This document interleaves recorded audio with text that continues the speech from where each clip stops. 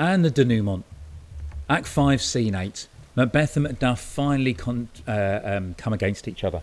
It does open, notice, with a line of Macbeth on his own, in which once again we see that the violent and brutal soldier that we see at the beginning is still there. His reference to the Roman fall is a reference to how Roman generals were expected to fall on their own sword if they lost a battle, therefore kill themselves. And his thing is, why? Why should I do that? But the much more interesting thing is the following line where he says why he shouldn't do that. Because while he sees lives, while he sees people alive, the gashes will be better on them. That's his view at this point. It's not because I'm going to win. While I'm still alive, I'd rather be doing damage to other people than kill myself. That's the Macbeth that we saw at the beginning. We kind of lost a bit. Anyway, when Macduff comes in, we do see guilt for the first time here, where he tries to refuse to fight Macduff, saying that his soul is too much charged with his blood already, having killed all his family. Now notice that, the reference to his soul, the reference to blood again, charging his soul, the suggestion that Macbeth at this point actually regrets at least some of what he's done. Macduff has no interest in it and just wants to fight him.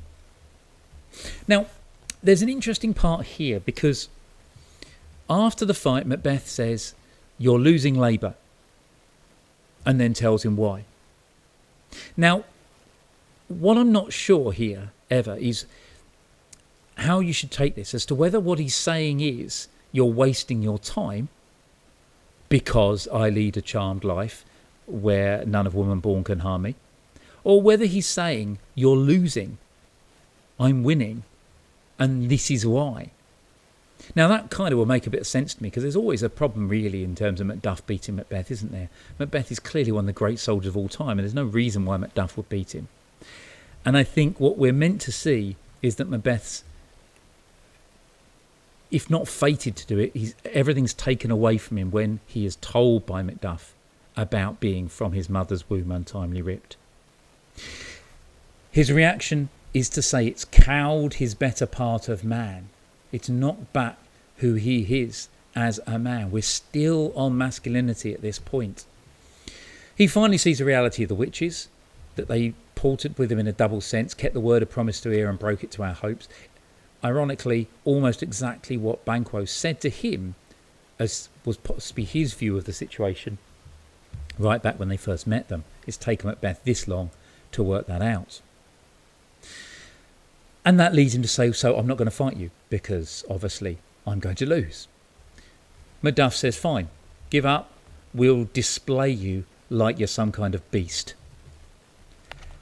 And this is where Macbeth is finally able to come back and die the way that he has lived as a soldier. No, I'm not going to give way to kiss the ground before young Malcolm's feet.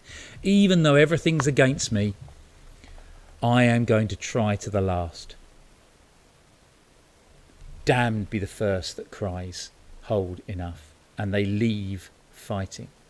Now it's worth noting, although some versions have them re-enter,